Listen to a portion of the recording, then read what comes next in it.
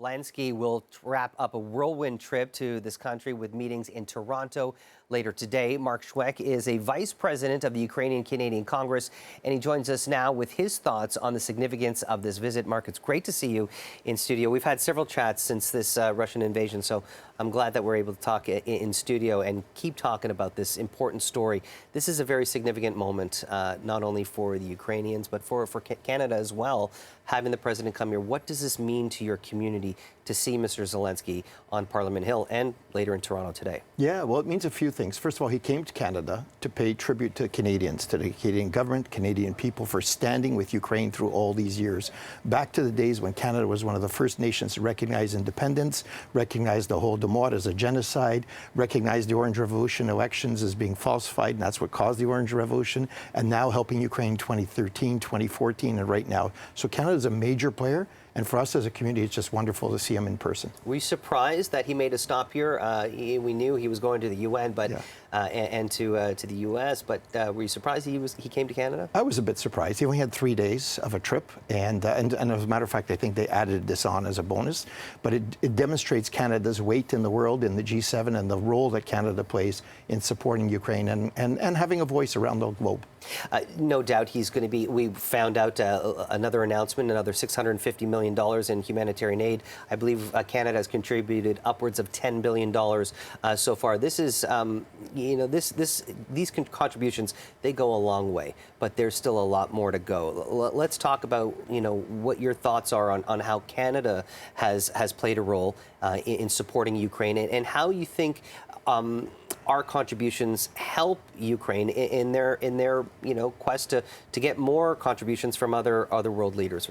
Yeah, Canada is an important player. People look to Canada for moral guidance, taking the high road on many issues, and Canada is really respected in Ukraine, so they want to have Canada on side. Also, because Canada's on side with Ukraine very solidly, it leans a bit on the U.S. I mean, they're big.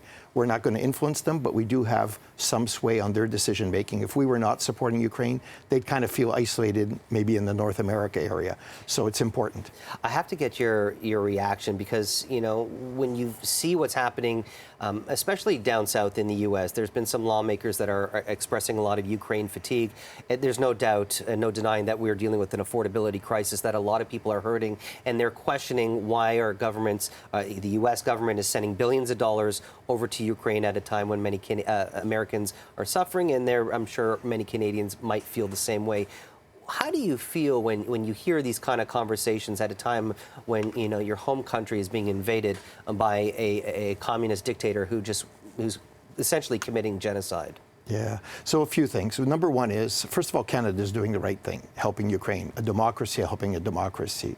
But more importantly, Canada is really helping Ukraine to defend its borders.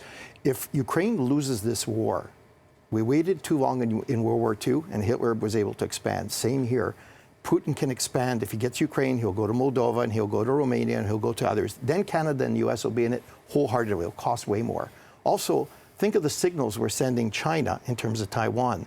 If we're going to stand with democracies, China may not move also. So it's important for the West to stand strong with Ukraine at this critical time. Do you feel that some people in the West might have a little bit of amnesia, forgot what happened back in World War II when Hitler started invading his neighboring countries and the ripple effect that could have had if Western allies didn't come together and put a stop to it? Absolutely.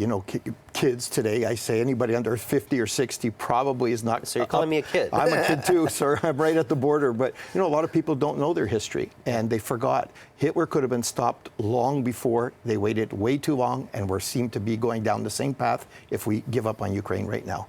Mark Shwec, I'm so glad to chat with you, as always. Thanks for coming in today, and I'm glad we were able to talk about this very important issue on this very important day. Thank you.